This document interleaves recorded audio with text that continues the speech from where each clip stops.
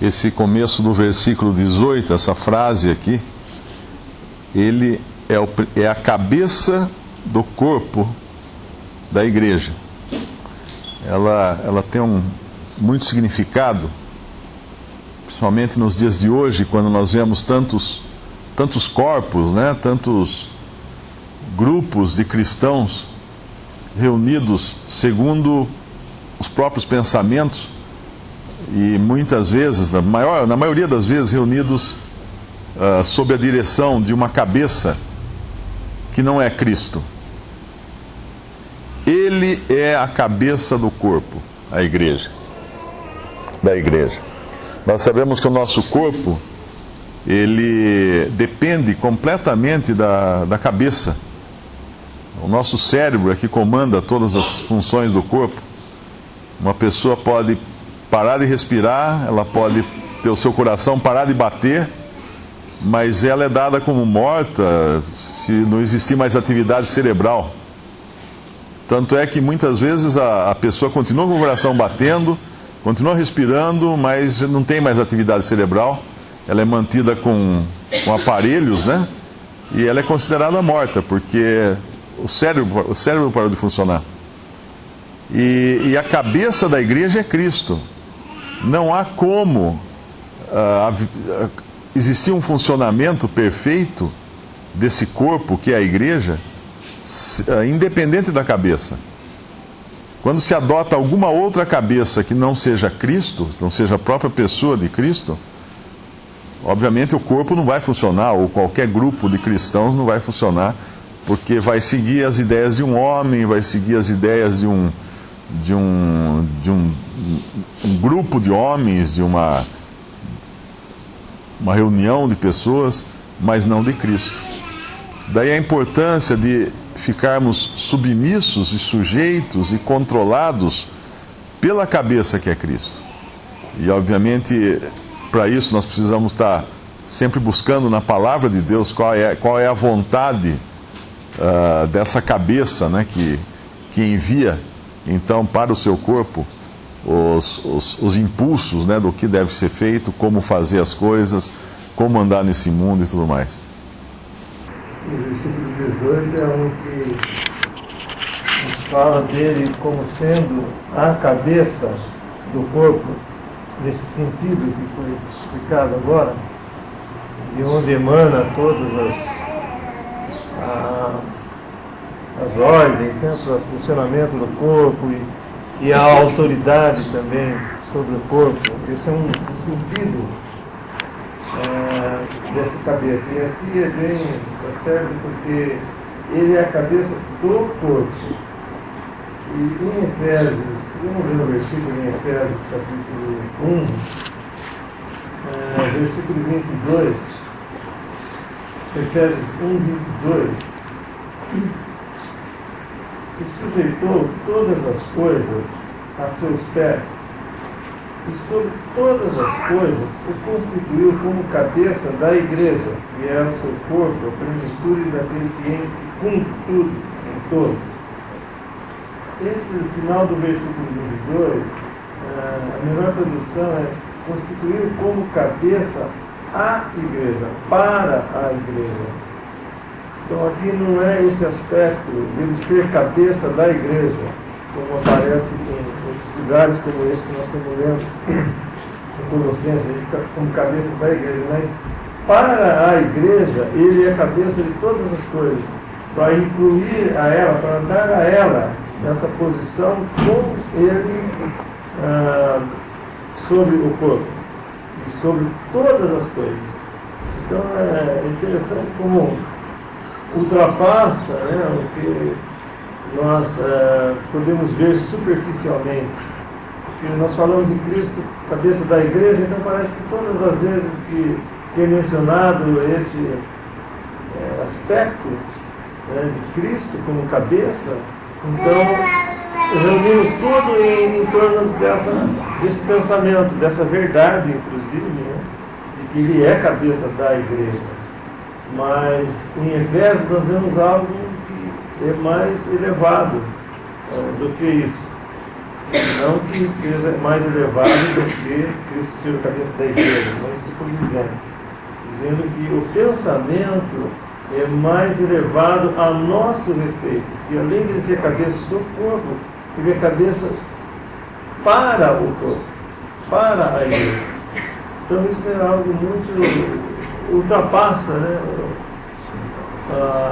a mente, ultrapassa o raciocínio humano, porque ele é mais do que nós vemos aqui, para nós, é mais do que cabeça da igreja, como autoridade sobre todas as coisas, como o que ordena todas as coisas, que move todas as coisas, mas é para a igreja.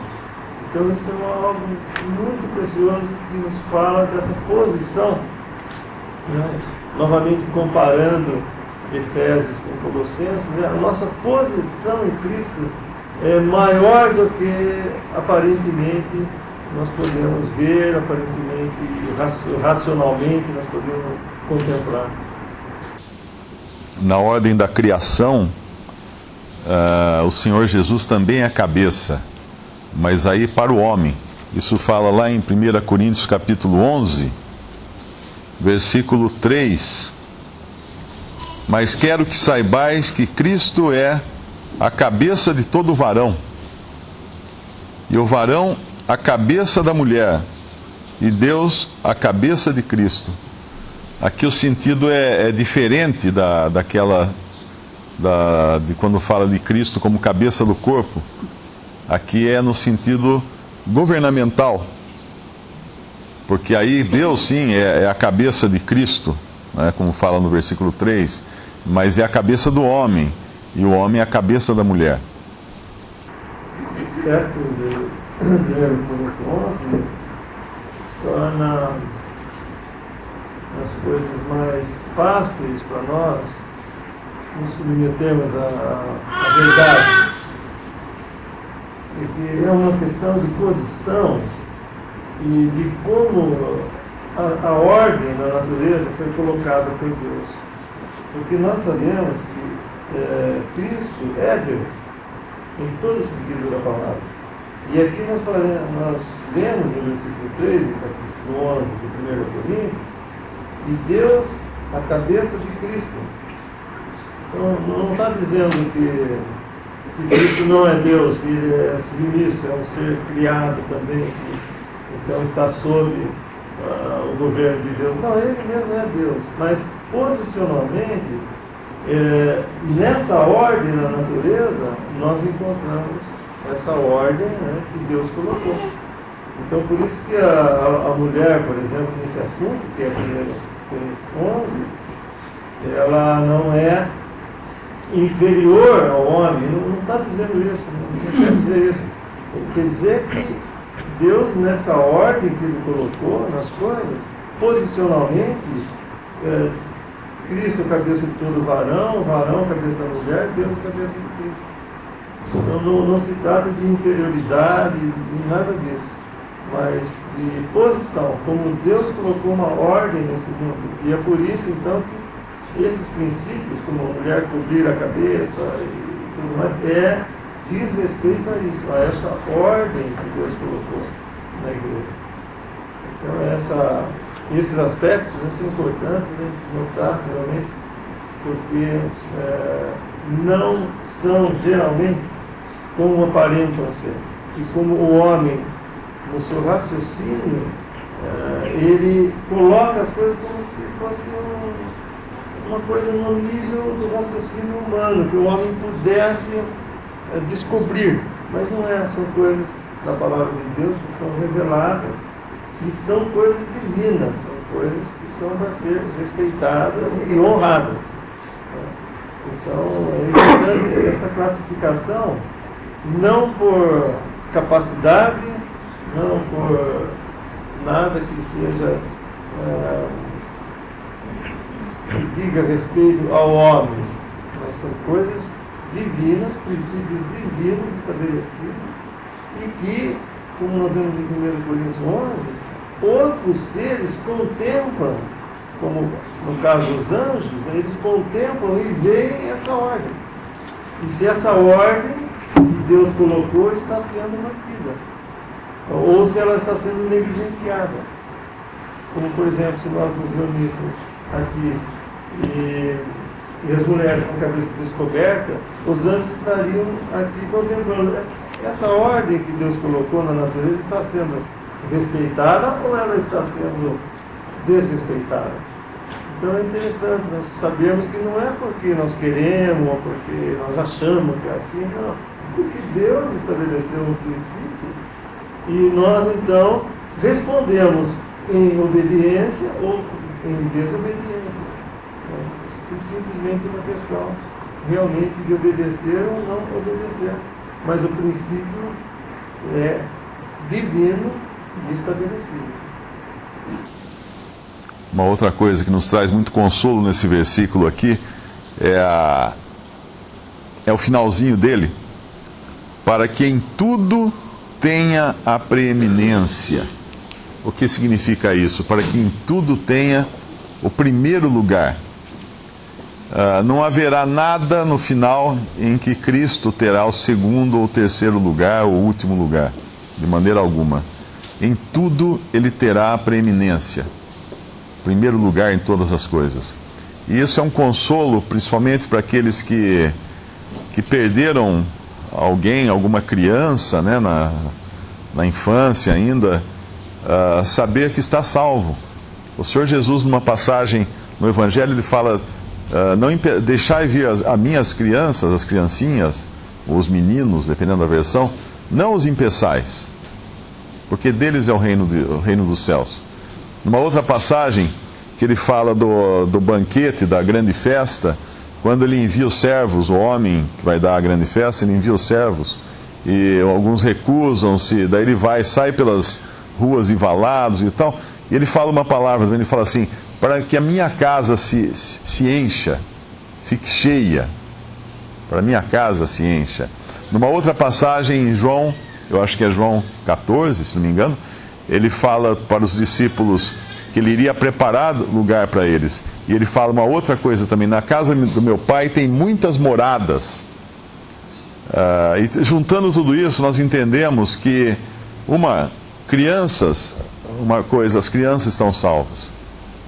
As crianças, na sua idade de inocência, ainda na sua idade de não entender as coisas, na sua incapacidade até de tomar decisões ou de julgar as coisas, elas têm a salvação por causa do sangue de Cristo derramado na cruz. Não que elas não sejam pecadoras. Toda criança nasce com o pecado. Existe alguma doutrina aí que diz que a pessoa não nasce pecadora, só fica pecadora quando peca. Isso é uma heresia muito grande, isso é um erro grave, porque nós nascemos pecadores, todos pecaram. O pecado faz parte da nossa constituição. O único que não nasceu com pecado, que nasceu sem pecado, foi o Senhor Jesus. Tanto é que a sua concepção foi virginal. O Espírito Santo o concebeu de uma virgem e ele veio ao mundo sem pecado. Na sua forma humana, ele veio sem pecado. Se os homens, em geral, nascessem sem pecado, eles teriam que ter sido todos gerados pelo Espírito Santo. Mas não é assim, nós sabemos que não é assim. O homem nasce da vontade do homem, da vontade da carne, da vontade do varão, do sangue, etc. Mas, estão sabendo que a criança, ela não tem entendimento ainda, o sangue de Cristo pagou também por ela. Uma pessoa com debilidade mental, uma pessoa com atraso mental, uma pessoa que não tenha entendimento, que nasça sem entender as coisas, também está salvo. Também está salvo. Nós vamos encontrar o Pedro no céu. Então são coisas que consolam a nós. O Senhor não vai rejeitar de maneira nenhuma uma criança ou alguém que não entenda, não tenha capacidade intelectual ou mental para entender a salvação ou para crer, para exercer fé em Cristo. E a casa de Deus vai ficar cheia no final. E tem muitas moradas, nem todos farão parte da igreja. Existirão aqueles que serão de outras moradas, na casa do Pai. Diferentes moradas, diferentes classes, diferentes famílias. Tem um versículo que eu acho que nós lemos nessa... Eu não sei se foi aqui em Colossenses, que toda a família... Eu não me lembro agora o versículo, mas de qualquer maneira, existem diferentes famílias e diferentes classes no céu. A igreja é uma delas, a igreja, o corpo de Cristo, é uma delas. E Cristo então terá preeminência em tudo, porque cada aborto, cada feto abortado, ele está salvo, ele está com Cristo. Na contagem final, Satanás não vai poder falar assim: eu levei vantagem, olha quantos eu levei para a perdição. Não. Ele vai sair perdendo na contagem final. Porque Cristo terá preeminência em tudo, para que em tudo tenha preeminência. Nesse versículo 19, a expressão do Pai, ela não consta nos originais. Ela foi incluída aqui em algumas versões. Dá para ver que está em itálico, né? Porque seria a leitura aí, porque foi do agrado que toda a plenitude nele habitasse. Ou talvez, mais corretamente, foi mister que toda a plenitude nele habitasse. E que plenitude é essa? Nós entendemos lendo o versículo 9 do capítulo 2. Porque nele habita corporalmente toda a plenitude da divindade. Então isso é a afirmação de que Cristo é Deus. É a total divindade nós encontramos em Cristo. É precioso pensar que Cristo morreu por mim, né? Cada um de si mesmo ter essa convicção que na cruz ele estava ali morrendo por mim, pela minha pessoa, para pagar os meus pecados. Isso é muito precioso, mas nós devemos entender que não é tudo. A obra de Cristo não é uma obra feita apenas para salvar o homem. Ainda que nenhum homem fosse salvo, Cristo teria morrido na cruz e a obra de Cristo teria sido completa e perfeita. No versículo 20 nos fala que, havendo por ele feito a paz pelo sangue da sua cruz, por meio dele reconciliasse consigo mesmo todas as coisas, tanto as que estão na terra, como as que estão nos céus. Então a morte, o sacrifício de Cristo, ele foi primeiro para a glória de Deus. Ele foi primeiro para resolver a questão do pecado, independente dos pecadores. Porque o pecado, quando entrou na criação, o pecado destruiu, o pecado distorceu, o pecado corrompeu tudo. E eu entendo que isso vai até antes do Éden, né? Se nós lembrarmos que o próprio universo foi abalado pelo pecado não do homem, mas pelo pecado de Satanás e de seus anjos, toda a criação foi arruinada. Nós abrimos o capítulo 1, versículo 2 de Gênesis, nós já vemos uma criação arruinada. Arruinada por quê? Arruinada pela queda dos primeiros seres criados por Deus, que foram os anjos. Então a obra de Cristo é muito mais ampla, muito mais imensa, porque no final de todas as coisas, quando existirem novos céus e nova terra, não terá ficado algo pendente para falar assim: mas e lá atrás, quando os anjos pecaram? Bom, para os anjos não tem perdão.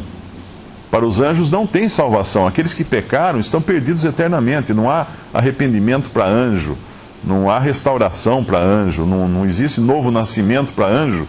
Primeiro porque eles nunca nasceram, eles foram criados já na presença de Deus. E os que caíram então estão perdidos completamente. Mas no final, todas as coisas, todo o universo será recriado. Novos céus e nova terra. Nós não sabemos como será. Existem acho que 2 ou 3 versículos só que falam desses novos céus e nova terra. Lá em Isaías, eu creio, fala dos novos céus e nova terra, mas ainda está falando do milênio. Mas em Apocalipse, quando fala dos novos céus e nova terra, é uma outra dimensão, porque é uma dimensão sem tempo. Nós não teríamos, Deus não fala nada sobre como serão os novos céus e a nova terra, porque nós não entenderíamos. Como é que nós entenderíamos uma coisa, uma dimensão sem tempo? Hoje nós vivemos no tempo e no espaço, que são duas coisas que estão interligadas. É impossível existir tempo sem matéria. E é impossível existir matéria, como nós a conhecemos, sem tempo. O próprio pensamento nosso é linear. A gente pensa ontem, hoje, amanhã, a gente tem uma linearidade aí no pensamento. E nós não conseguiríamos compreender algo que é fora dessa criação atual na qual nós vivemos. Então, quando Cristo morreu, quando derramou seu sangue na cruz, e até os elementos foram abalados, né? A terra tremeu, o sol fez trevas, tudo foi abalado com aquilo. Ele estava morrendo para cumprir uma coisa maior do que a simples, não que tenha sido simples, né? Mas do que apenas a salvação do pecador. Ele morreu ali para a glória de Deus e para restaurar aquilo que havia sido perdido com a queda, com o pecado que entrou na criação. Nesse versículo 19, Davi escreve assim: porque nele toda a plenitude da divindade se agradou em habitar. Se o versículo 20 fala de todas as coisas na terra e nos céus, o 21 fala particularmente dos salvos nesse presente tempo, né? No tempo presente. A vós também, que no outro tempo erais estranhos e inimigos, no entendimento pelas vossas obras más, agora, contudo, vos reconciliou no corpo da sua carne, pela morte, para que perante eles vos apresentar santos e irrepreensíveis e inculpáveis. É importante entender que a obra de Cristo, ela não é um conserto do homem, né? Um reparo no homem. Agora você estava mal, então vou dar uma ajeitada aqui, eu vou pintar, né? Vou reformar. Não é uma reforma do homem. Na morte, Cristo colocou um fim no homem e pagou todas as dívidas do pecador que é salvo por ele. Daquele que crê nele como seu Salvador, todas as dívidas foram pagas ali. E ele trouxe então um novo homem. Existe uma nova criação agora. Acho que todo mundo já ouviu falar de pessoas que abrem um negócio numa cidade, aí vai mal, aí fica devendo para a cidade inteira, foge, vai para um lugar que ninguém o conhece e começa tudo de novo, né? E abre um novo negócio, como se nada tivesse acontecido e tudo. Não foi isso que Cristo fez. Ele realmente pagou tudo. Ele encerrou a conta, ele fechou a empresa, vamos falar assim. Na cruz, todas as coisas foram encerradas ali. O homem morreu ali. Não tem melhora para aquele homem descendente de Adão. Na cruz ele morreu. Na cruz ele terminou. É o fim do homem a cruz. E a ressurreição é o novo homem, então, agora surgindo da morte, um novo homem. Nova criação agora nós temos em Cristo Jesus. Então, quando uma pessoa se converte a Cristo, ela não adota uma série de práticas, faça isso, não faça aquilo, para melhorar a sua vida e ficar mais agradável a Deus. Não. Ela morreu. Ela morreu, fechou, terminou, encerrou todas as contas e agora está nascida de novo. Uma nova criação, nascida de Deus, tem agora uma nova vida, tem agora o Espírito Santo habitando em si. É tudo novo, tudo se fez novo quando uma pessoa crê em Jesus como seu Salvador. Não é uma recuperação das coisas velhas. A outra passagem que fala de Deus ter se agradado em Isaías 53, versículo 10, que fala de Cristo, né? Profeticamente está falando de Cristo aqui. Todavia, ao Senhor agradou o moê-lo, fazendo-o enfermar. Quando a sua alma se puser por expiação do pecado, verá sua posteridade, prolongará os dias, e o bom prazer do Senhor prosperará na sua mão. O trabalho da sua alma lhe verá e ficará satisfeito. Com o meu conhecimento, o meu servo, o justo, justificará a muitos, porque as iniquidades deles levará sobre si. Pelo que lhes darei a parte de muitos, e com os poderosos repartirá ele o despojo. Porquanto derramou a sua alma na morte, foi contado com os transgressores, mas ele levou sobre si o pecado de muitos, e pelos transgressores intercedeu. Foi do agrado de Deus o moê-lo? É uma coisa que a gente fala, como pode Deus se agradar de moer, de entregar esse cordeiro, que era o seu próprio filho, para essa obra? É porque era do agrado de Deus, da divindade, e aí quando se fala de divindade, estamos falando da trindade, das três pessoas. Foi da vontade, foi o desejo dessa trindade, dessa divindade, de fazer tudo convergir em Cristo Jesus. Porque o irmão estava falando dos anjos, como a primeira criação de Deus que caiu na pessoa de Satanás, Lúcifer, querendo ser mais do que Deus, ou se assentar no lugar de Deus, com a sua queda levou consigo alguns anjos.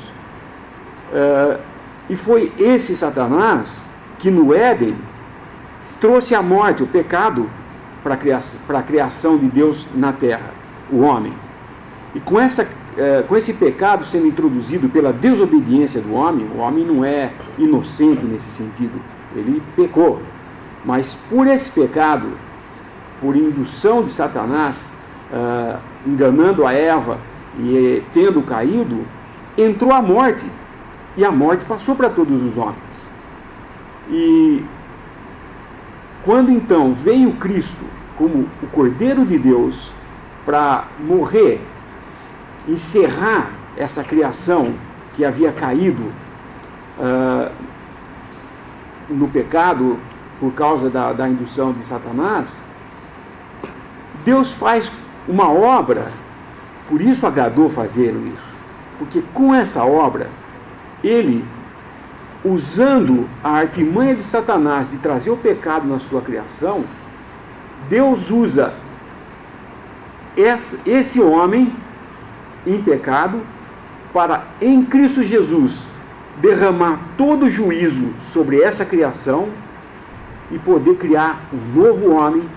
E então esse novo homem ressurreto é hoje o centro de todas as coisas, de maneira que já não é o velho homem melhorado para servir a Deus, mas é o velho homem crucificado em Cristo e agora vivo em Cristo para Deus, nos céus. Onde está Cristo agora? Nos céus. Um homem assentado à direita de Deus. É isso que nós temos hoje. É isso que nós vemos, toda a plenitude da divindade agradando em habitar nele, fazendo isso assim. Desse modo, Deus não só tratou dos nossos pecados na cruz, do pecado do homem, mas também revela a todas as hostes celestiais, os anjos caídos e os não caídos, que ele também é misericordioso, que ele também tem amor, porque Cristo morrendo naquela cruz, ele vai agora ver o fruto do seu penoso trabalho, quando toda a criação, toda a criatura, todos os entes celestiais confessarem que Jesus Cristo é o Senhor, para a honra e glória de Deus. E isso é cristianismo. Não é, como o irmão falou, não é uma melhoria do homem fazendo promessas ou se dedicando mais a Deus, ou parando de pecar e se esforçando para fazer tudo certinho. Não, isso não dá certo. Deus sabia que isso não dava certo. A prova disso é que Israel, com todas as regalias que tinha, a lei e tudo mais, o que eles tinham? O que eles conseguiram? Crucificar o seu Messias. Eles não tiveram nada do que Deus deu para eles, eles aceitaram. E por fim, crucificando o seu Messias. E aí então nós vemos que a obra de Cristo é muito mais do que apenas morrer pelos nossos pecados. É Deus tratando de toda a situação que era oposta a Ele. Satanás, o pecado entrando no mundo, o homem caído, o pecado do mundo, os pecados dos homens, tudo foi tratado com uma obra única e para sempre. Não vai ter outra obra. Cristo não voltará aqui para morrer de novo, para salvar aqueles que ainda resistem. Não. Ele voltará aqui para juízo agora.